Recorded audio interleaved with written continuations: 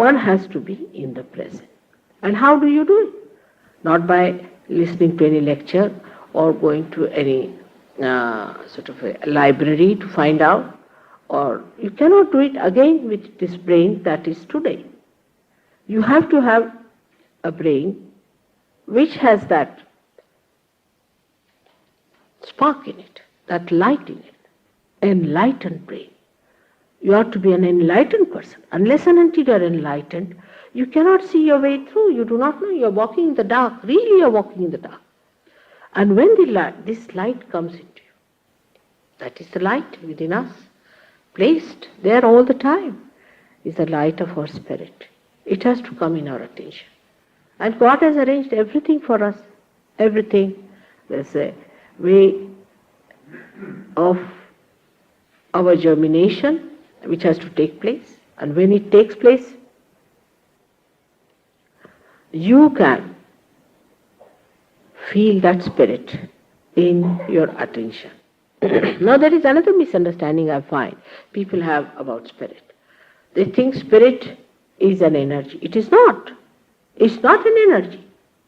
Energy can be transformed, it can be changed, it can be evolved, it can be handled and all that. Spirit is not. Spirit is absolute.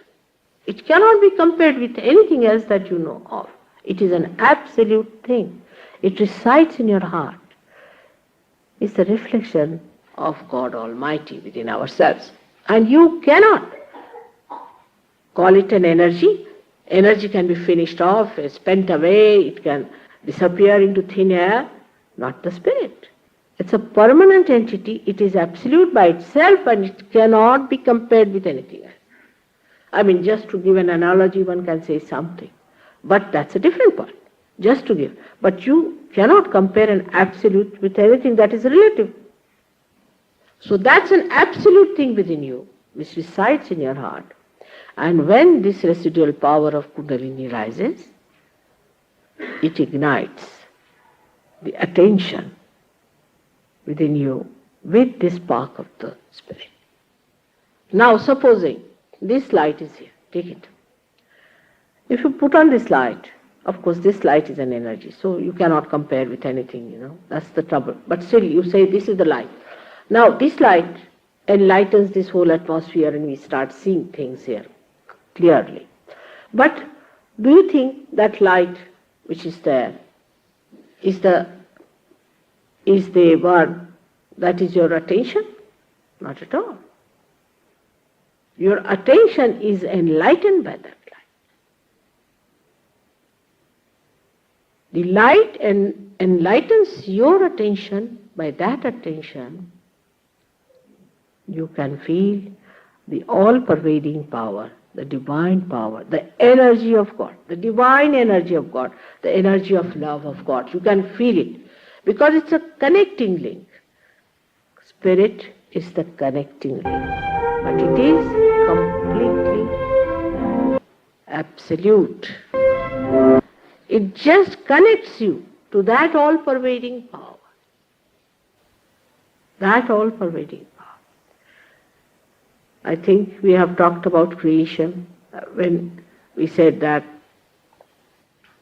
the whole Parabrahma became the energy and God Almighty, which was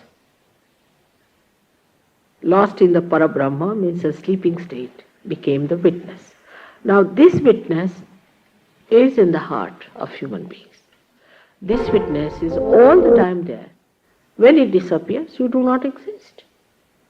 So it is not an energy. One has to understand, actually somebody has written a book on SahajaYoga, and when I was going through it, I was shocked to read that he thinks that spirit is an energy. So energy, the Shakti, is not that spirit. The spirit is not Shakti. They have to meet. They have to meet so that the enlightenment in human being, the chitta, takes place.